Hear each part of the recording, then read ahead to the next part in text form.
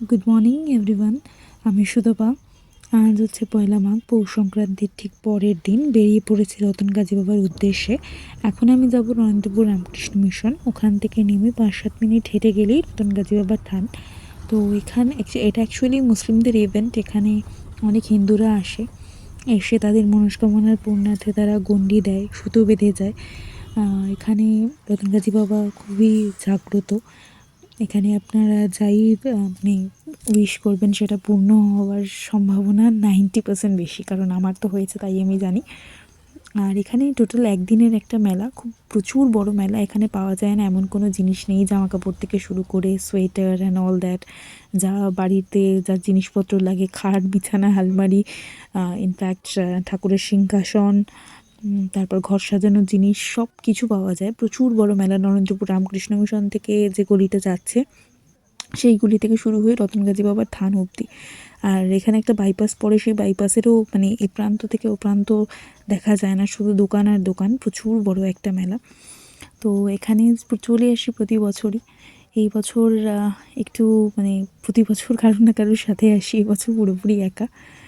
তো অনেক কিছু মানে এই যে মাটির যে ফলগুলো, এগুলো ছোটোবেলায় প্রচুর কিনতাম, এখন আর কিনতে দেয় না মা। সফট হয় আমার ফেভারিট।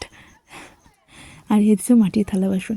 মাটির থালা বাসন দেখেই আমার না একটুখানি মনটা ভারাক্রান্ত হয়ে যায়, কারণ আমার দিদা আজ বেঁচে নেই। 2020-তে গত হয়েছেন। দিদা যতবারই এখানে আসতো সেখানে আমার জন্য একটা করে মাটির থালা বাসন নিয়ে যেত। এই দেখুন, আমি বলছিলাম ঠাকুরের সিংহাসন, সেটা এপাশে ছিল ঝাঁটা।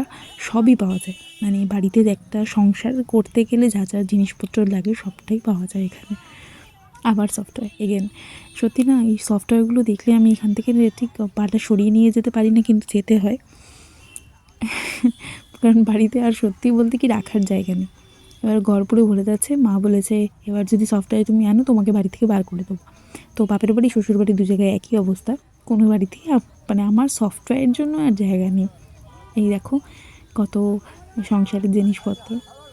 এখানে কিছু ফটোজ আছে, তারপর গাজী বাবার যে কিছু মানে উক্তি সেগুলো বিক্রি হয়। এগুলো ছোটোবেলায় না খুব কিনতাম, এখন আর কিনি না, কারণ এগুলো নাকি এখন জঞ্জালের পরিণত হয়েছে।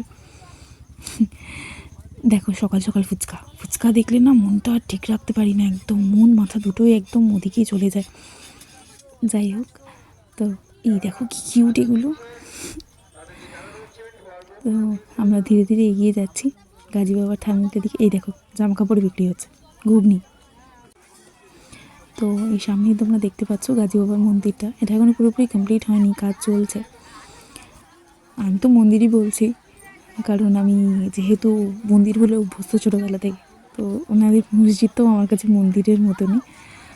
ওই সামনেই থানটা রয়েছে, দেখতে পাচ্ছ আশা করি যে কত লোক, প্রচুর এখানে প্রচুর প্রচুর ভিড় হয়।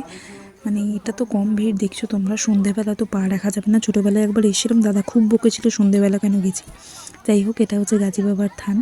তো এখানে তোমরা কিন্তু অবশ্যই এসে তোমাদের মনস্কামনা জানিয়ে যেও, নিশ্চয়ই পূরণ হবে। ভালো লাগলে ভিডিওটা লাইক, কমেন্ট অ্যান্ড সাবস্ক্রাইব করতে ভুলো না। আমার পাশে থেকো, সুস্থ থেকো, ভালো থেকো, টাটা।